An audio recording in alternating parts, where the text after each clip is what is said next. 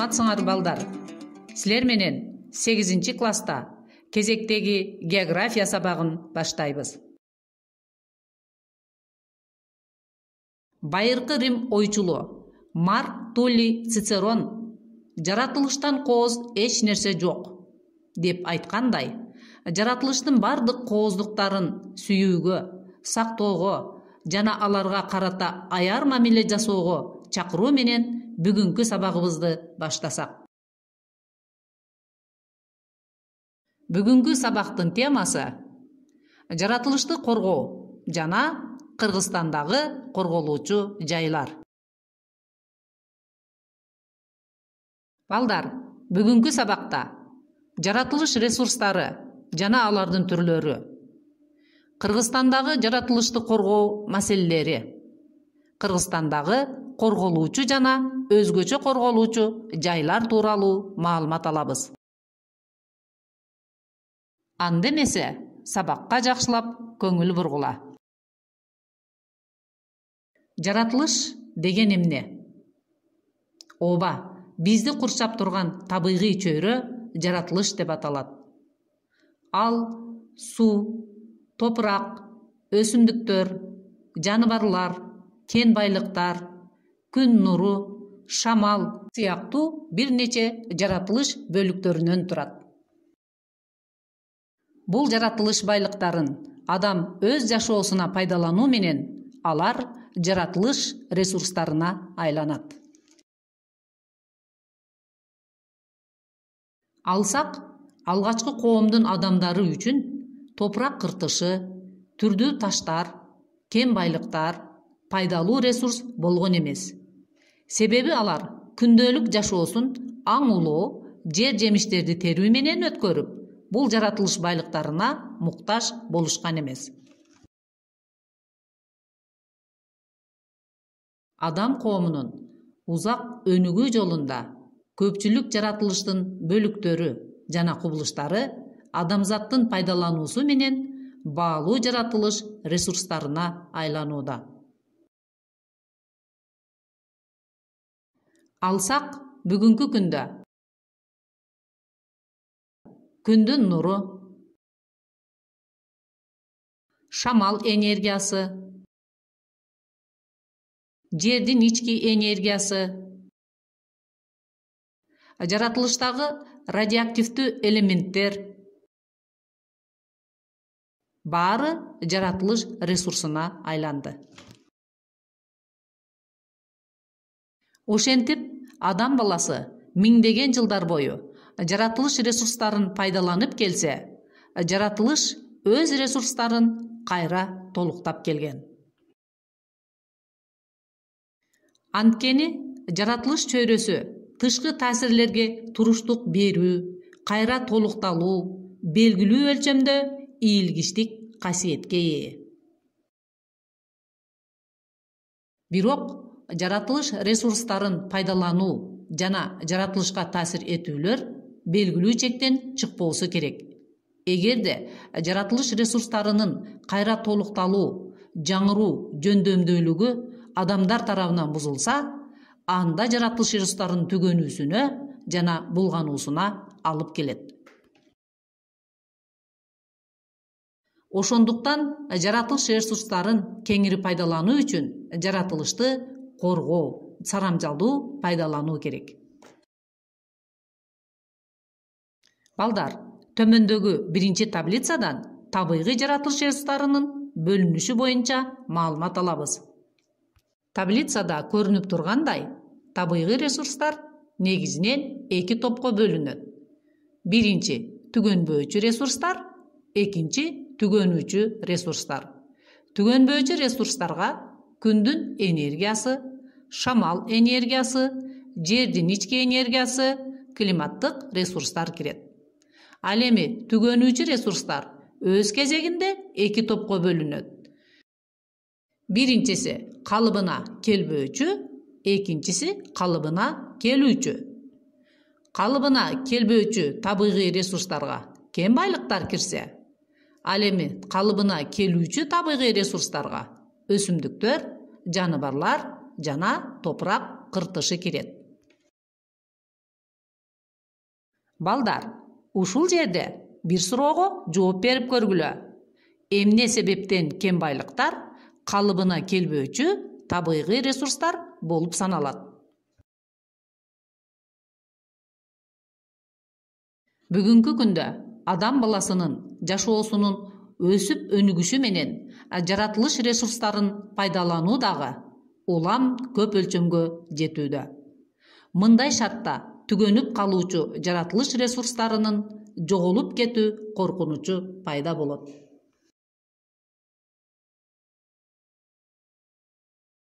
Ошону менен бирге өнүккөн коомдогу түрдүү өнөр жайлардын, транспорт тармактарынын өнүгүшү менен жаратылышка улам көп таштандылар, саркынды суулар, уулуу газдар дагы чыгып жатат. Алар табигый жаратылышта абанын, суунун булгануусуна, топурак кыртышынын уулануусуна алып келип, аягында адамдын жашоосуна коркунуч жаралууда. Бүгүнкү күндө биздин өлкөдө дагы бир нече жаратылыш ресурстарын коргоо маселелери бар. Аларга биринчи айдоо жерлердин топурактарын сактоо. Республикабыздын жалпы аянтынын 6%-ин, башкача айтканда 1,5 миллион гектар жерин айдоо жерлери түзөт. Айдоо аянттарын тынымсыз көп иштетүүнүн натыйжасында эрозия, шор басып кетүү коркунучтары пайда болууда. Экинчи, жайыттарды коргоо. Табигый жайыттар республикабыздын аянтынын 45%-ын түзөт. Туура эмес пайдалануудан улам жайыт эрозиясы, пайдасыз чөптөрдүн көбөйүүсү улам көп байкалууда. Үчүнчү, абанын тазалыгын сактоо. Адам баласынын жашоосу үчүн таза абанын мааниси чоң. Ошондуктан өнөр жай, транспорт тармактарынан чыккан булганыч газдардын санын азайтуу негизги көйгөйлөргө айланууда. Төртүнчү, таза сууну коргоо жана сарамжалдуу пайдалануу. Өлкөбүздөгү сууну коргоонун негизги багыты болуп, айыл чарбасынан жана өнөр жай турмуш тиричилигинен чыккан саркынды, ууланган сууларды таза сууга кошпоо жана өз кезегинде кайра тазалап иштетүүгө жетишүү болуп саналат. Бешинчи, өсүмдүктөрдү жана жаныбарларды коргоо. Өсүмдүктөр жана жаныбарлар жаратылыш ресурстарынын эң назик бөлүктөрү болуп саналат. Адам баласынын аракетинен эң биринчи ушул эки компоненттер жабыркашат. Ошондуктан жер бетинен адамзат тарыхында бир канча өсүмдүк жаныбарлардын түрлөрү жок болуп кеткен. Балдар, ойлонуп көргүлөчү, силер жашаган аймакта кайсы жаратылыш ресурстарын коргоо маселелери бар? Жаратылыш ресурстарын коргоо үчүн кандай иштерди жүргүзүп жатасыңар?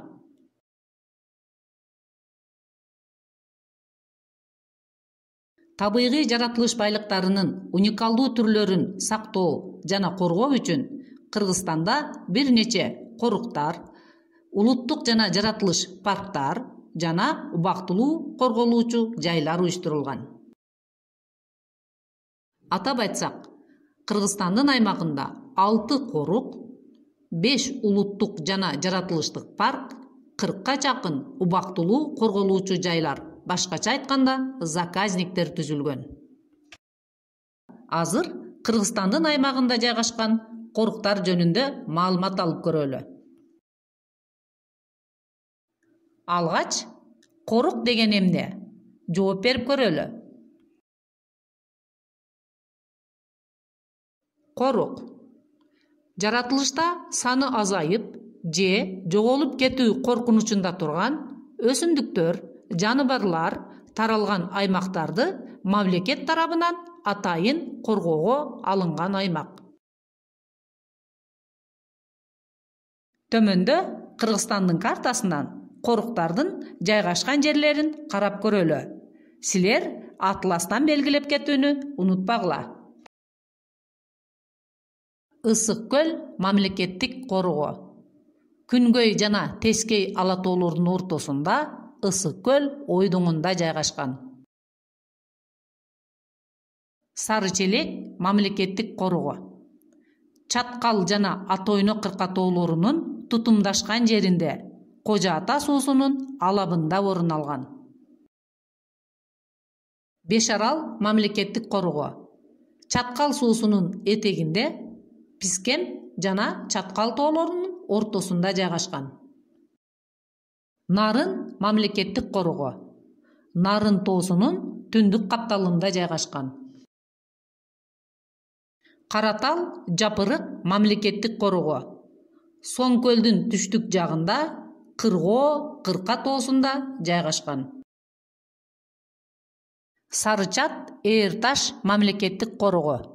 Акшыйрак тоо түйүнү менен Теске ала тоосунун ортосунда жайгашкан. Балдар, азыр коруктар жөнүндө жакындан таанышып алалы. Ысык көл мамлекеттик коргоо. 1948 жылы уюштурулган. Аянты 19.000 гектар. Анын ичинен 16,7 миң гектар жери суу бетине туура келсе, 2,3 миң гектар жерин көл жээги түзөт. Корукта сүт өмүүчүлөрдүн 24 түрү, канаттуулардын 232 түрү, өсүмдүктөрдүн 300дөн ашык түрү корголот. Ошондой эле көлгө жыл сайын 100 миңге жакын келгин куштар келип байырлашат. Алардын ичинен өзгөчө өрдөктөр, аккуулар, акчардактар коргоого алынган. Сары Челек мамлекеттик коргоо. 1959 жылы уюштурулган. Ал эми 1979 жылы ЮНЕСКО тарабынан эл аралык биосфералык коруктардын катарына киргизилген. Аянты 23,8 миң гектар. Мында сүт эмүүчүлөрдүн 32 түрү, сойлоочулардын 8 түрү, балыктын 4 түрү, канаттуулардын 157 түрү, дарактардын 32 түрү, чөп өсүмдүктөрүнүн 86дан ашык түрү корголот. Ошондой эле уникалдуу жаңгак мөмө токойлору коргоого алынган.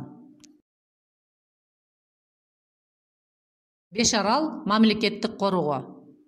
1979 жылы уюштурулган. Аянты 18,2 миң гектар. Мында жаныбарлардан мензбир сууру, илбирс, кундуз, суусар, сүлөөсүн, мадыл, өсүмдүктөрдөн арум, илария, жоогазын, пискен пиязы, кирча жана башкалар коргоого алынган. Нарын мамлекеттик коргоо. 1983 жылы уюштурулган. Аянты 18,3 миң гектар. Мында сүт эмүүчүлөрдүн 21 түрү, канаттуулардын 100ге жакын түрү, өсүмдүктөрдүн 500ге жакын түрү, ошондой эле кызыл китепке киргизилген Тянь-Шань маралы жана Тянь-Шань аюусу өзгөчө корголот. Мында Тянь-Шань карагайынан турган токойлор коргоого алынган. Каратал Жапырык мамлекеттик коргоо. 1994 жылы уюштурулган.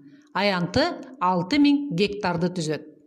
Мында уникалдуу карагай токойлору менен тоо эчкиси, илбирс, элик, күрөң аюу жана башка жаныбарлар коргоого алынган. Сарычат Ээрташ мамлекеттик коргоо. 1995 жылы уюштурулган. Аянты 72.000 гектарды түзөт. Мында эчки теке, мадыл, суусар, ак кажыр, балта жутар көк жоору, Гималай жоорусу, аркар кулжа, Илбирс, Тянь-Шань ак турмактуу аюусу өзгөчө коргоого алынган. Жаратылыш паркы эс алуу максатында пайдаланылган, жаратылыштын коргоого алынган табигый кооз жери. Төмөндө Кыргызстанда жайгашкан жаратылыш парктары боюнча картадан маалымат алалы. Ала-Арча жаратылыш паркы 1976 жылы Ала-Арча дарыясынын капчыгайында түзүлгөн. Каракол жаратылыш паркы 1997 жылы Теске Ала тоосунун түндүк капталында түзүлгөн. Чоң Кемин жаратылыш паркы 1998 жылы уюшулуп, Чоң Кемин өрөөнүнүн төрүндө жайгашкан. Бешташ жаратылыш паркы 1996 жылы түзүлүп, Бешташ суусунун алабында жайгашкан. Кыргыз Ата жаратылыш паркы 1992 жылы Кыргыз Ата суусунун алабында түзүлгөн.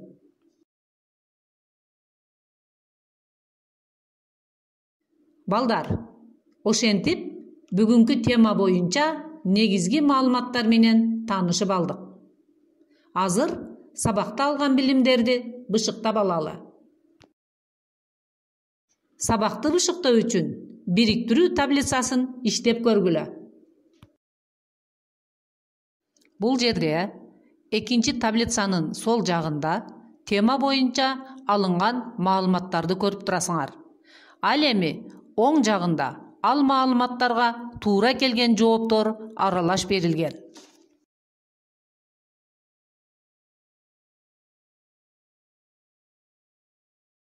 Балдар, төмөндөгү 3-чү таблицанын оң катарын жогорудагы таблицадагы туура келген тамгалар менен толтургула.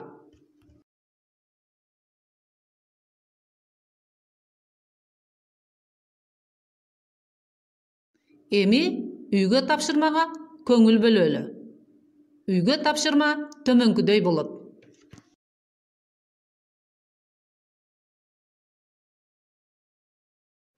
Биринчи, окуу китебинин 216-228 беттерин окуп, тема аягындагы суроолорго жооп берип көргүлө. Экинчи, жаратылыш ресурстарынын түрлөрү боюнча кластер иштегиле. Үчүнчү, Кыргыз Республикасынын физикалык географиясы боюнча 8 классынын атласынын контур картасына коруктардын жана жаратылыш парктарынын жайгашуу аймактарын белгилегиле.